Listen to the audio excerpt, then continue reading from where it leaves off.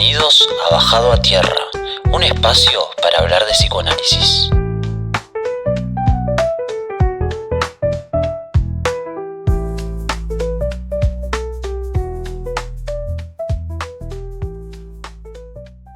Hoy vamos a meternos en un tema interesante, pero súper complejo, súper extenso, y obviamente no vamos a hablar todo acá, vamos a tratar de hacer como un resumen.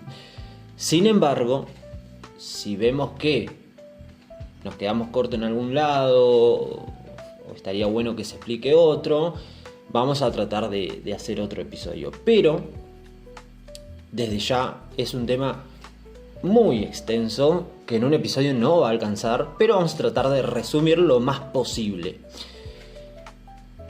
Es sobre el fantasma. Seguramente te pasó, pasás o pasaste alguna situación de mierda y decís: otra vez estoy acá, ¿cómo puede ser? O peor aún, ya sabés que esa historia va a terminar mal, pero te metes igual. No podés evitarlo. Ahí, eso es algo que se llama fantasma, que no es una imagen, un pensamiento cualquiera que te armás en la cabeza y ya, como nos pasa a todos, sino una estructura. Es como una escena donde vos te ubicás en el mismo lugar siempre, ¿no? O sea, se te mete en el cuerpo y desde ahí empezás a desear, o sea, desde ese lugar. Lacan lo pone en la fórmula, que es media rarita, pero es el sujeto barrado en relación al objeto A. Es la S tachada y la A minúscula. ¿Pero qué significa esto? Que el sujeto, o sea, vos, yo, Pepito, no es algo cerrado ni coherente. Si no sería todo un golazo, pero no lo es. Somos divididos, estamos divididos. Nos falta algo, siempre estamos tratando de encontrar eso que nos complete. Y en esa búsqueda aparece el objeto A. Por eso es en relación a el objeto A. Que el objeto A no es una cosa concreta, no es la persona que amás, no es lo que, qué sé yo, el trabajo que querés, tu sueño que querés concretar en tu vida, sino una especie de objeto perdido que organiza tu deseo. Entonces es esa escena donde vos te ubicás frente a ese objeto que nunca termina de darte lo que buscas.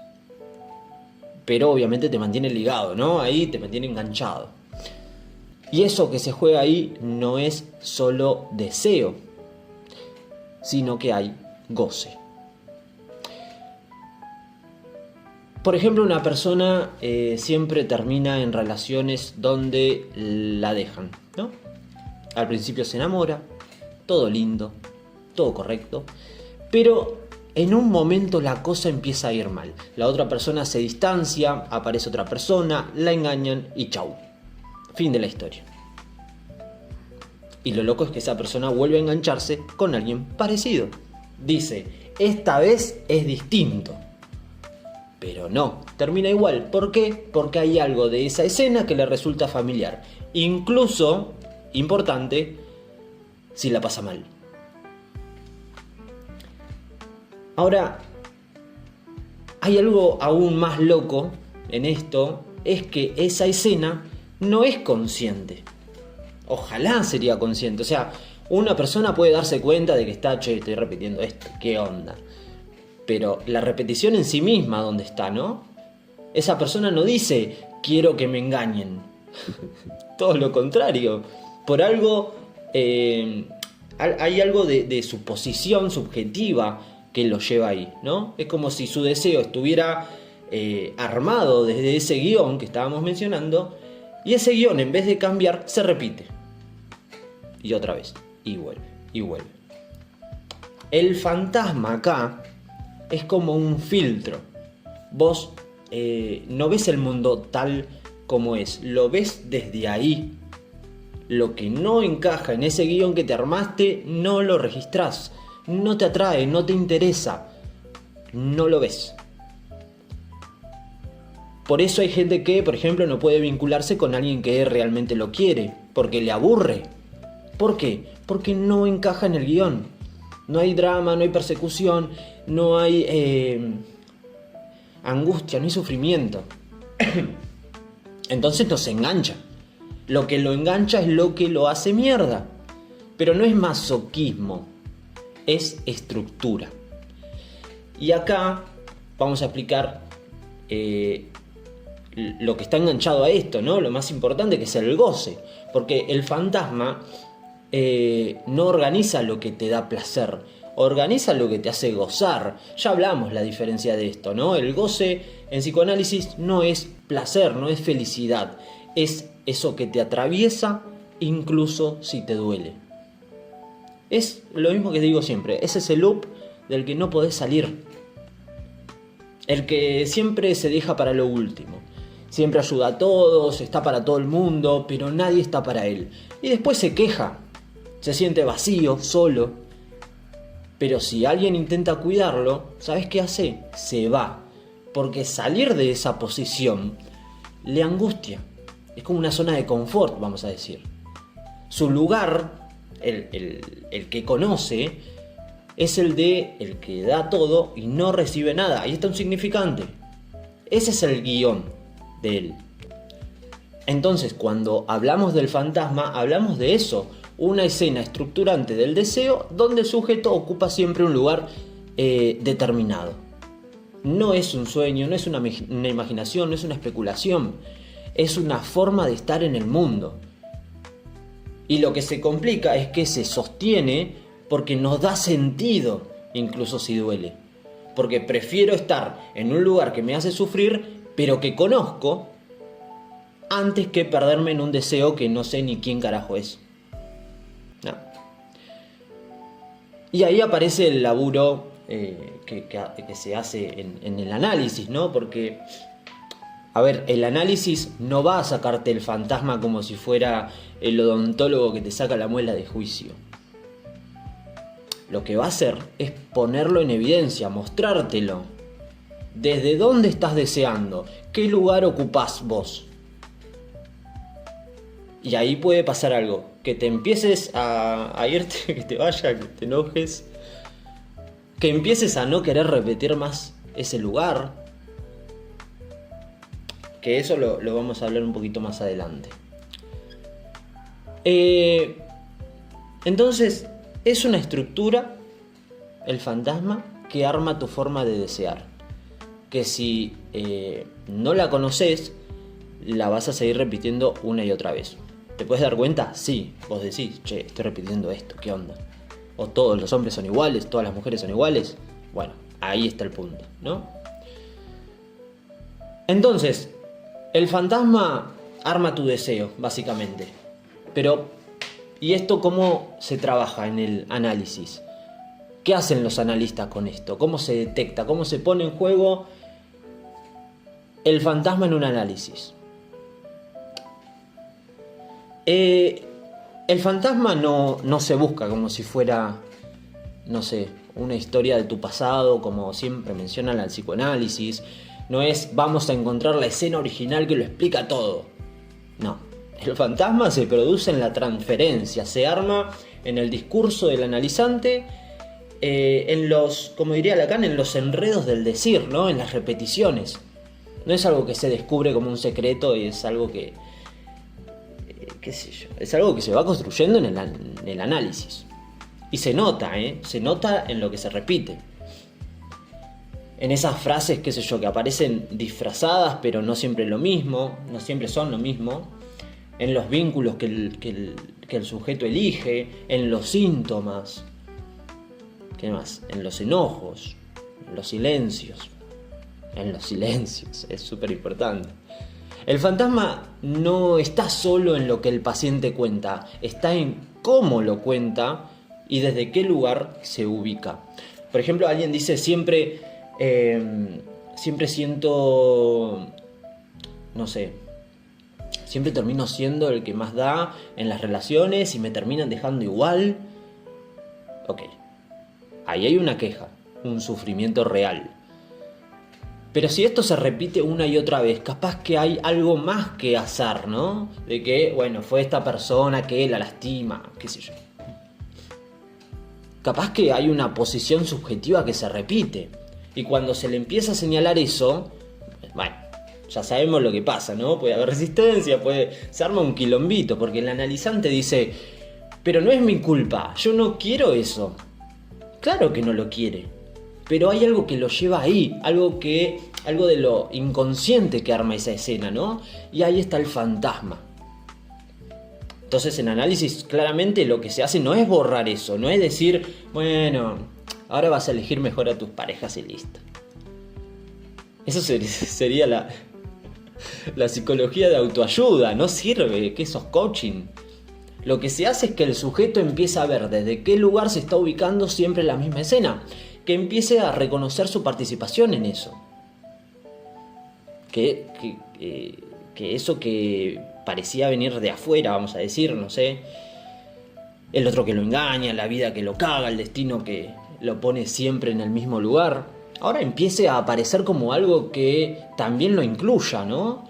No porque sea culpable, claramente no es culpable, él no quiere ser así, no quiere pasar por eso, sino porque está implicado. Y acá entra un concepto de Lacan que dice que el fantasma como montaje, ¿no? Que quiere decir que no es solo esta historia, sino que es una construcción, una especie de puesta en escena donde el sujeto actúa un rol y ese rol le da sentido, le dice quién es, por qué si me corro de ese lugar, quién cazzo soy, ¿no? O sea, en el ejemplo de antes, si ya no soy más el que siempre da todo y sufre, y claro, esa persona va a decir ahora, pero, entonces ¿quién soy? ¿Qué deseo? ¿Qué lugar tengo ahora en el deseo del otro? Y eso lo va a angustiar, porque salir del fantasma es perder algo que, aunque me lastima, me sostiene. Y ahí se pierde el sentido. Y por eso el análisis no fuerza, no empuja al paciente a dejar su fantasma. Lo acompaña a ponerlo en palabras, a simbolizarlo, ¿no? A poder historizarlo, armarlo, ubicarlo. Porque solo así, cuando eso se empieza a ver, se puede empezar a mover algo. No le vamos a decir al paciente, che, decidí otra cosa, porque ya lo entendiste, ¿no? Ya te lo dije, ya lo entendiste. O sea, se trata de algo, de que algo del fantasma se desplace y con eso también su posición frente al deseo. Y ojo porque, esto lleva un proceso, no es una solución mágica. No es que descubriste un fantasma, ay, qué genial, ya me resolviste la vida. Ojalá, no. Pero sí puede pasar algo distinto. Que lo que antes te pasaba sin darte cuenta, ahora lo empieces a notar, a nombrar, que empieces a tener un margen, un borde, una distancia y desde ahí quizás un deseo nuevo. Recordá que el deseo tiene ese sentido, ¿no? Si nos corremos de ese lugar sin saber, el paciente va a decir, che, ¿dónde estoy? ¿Quién soy ahora? Entonces ahora hay que generar un deseo nuevo. También puede pasar lo contrario, que el sujeto se aferre más que nunca a ese fantasma cuando se acerca a nombrarlo, salte al acting, el acting out, la angustia, la transferencia negativa, todo. Porque no todo el mundo quiere soltar ese lugar y está bien. El análisis no va a obligarlo, no va a obligar a nadie a cambiar. Porque el fantasma también protege y, qué sé yo, hay que respetarlo también. Otra cosa importante es que el fantasma no siempre se presenta como sufrimiento. Hay fantasmas que funcionan bien, gente que parece feliz, piola, le va bien en la vida, qué sé yo. Pero lo que está sosteniendo esa estructura es un fantasma que no permite ninguna variación, ¿eh? Si lo corres de ahí va a pasar lo mismo que el ejemplo anterior. Y apenas algo empieza a tambalear, algo que desequilibre esa estructura, se cae todo porque el fantasma no es moral, no es bueno o malo. Es una forma de organizar la relación del sujeto con el deseo y el goce. Entonces en la clínica lo que importa no es jugar con el fantasma, sino escuchar su lógica. Cómo se arma, de dónde se está enganchando, qué lugares ocupa el sujeto ahí. Y cuando eso se empieza a mostrar, cuando el analizante se encuentra con esa escena repetida, ahí puede pasar algo. No tanto cambiarla, ¿no? Sino correrse un poquito del lugar, ¿no? Elegir, si se puede, otro lugar desde donde desear, ¿no? Pero creo que ya llegamos al punto más delicado. ¿Qué pasa cuando el fantasma se cae ahora? ¿O qué pasa cuando este deja de funcionar como lo hacía antes? ¿Qué queda cuando el analizante empieza a ver que eso que lo sostenía también lo aprisionaba? Pues recordemos que estaba en pleno goce. Acá, como dijimos, no se trata de eliminar el fantasma. No hay análisis sin fantasma. Pero sí puede haber algo como una separación, ponele, del fantasma, un corrimiento. Algo que hace que el sujeto ya no se confunda tanto con ese lugar que ocupaba siempre sin darse cuenta. Y eso duele, porque ahí se toca lo real. A veces se cree que el análisis termina cuando el paciente entiende todo. Como, no sé, tuvo una epifanía. Pero no, el final de análisis no es un momento de claridad total ni de iluminación, es mentira. El final del análisis es cuando el sujeto puede sostener una posición nueva frente a su deseo, sin necesidad de agarrarse el fantasma como una única brújula que lo va a guiar frente a ese deseo, ¿no? Y eso muchas veces implica atravesar una pérdida. ¿Cuál pérdida? La que venimos mencionando todo el tiempo. Una pérdida de sentido, sí, porque si dejas de ocupar el lugar de el salvador, el que siempre está, la víctima de todos, el que tiene que rendir al 100 para valer algo, ¿quién sos? Y esa pregunta no tiene una respuesta definitiva. Pero por fin es una pregunta que se puede hacer sin que eso lo paralice, ¿no? Sin que eso tal vez lo angustie como antes. Porque el fantasma da sentido, pero es un sentido cerrado, repetitivo. Cuando se afloja esa tuerquita, se abre la posibilidad de un deseo menos alienado. Ahora bien,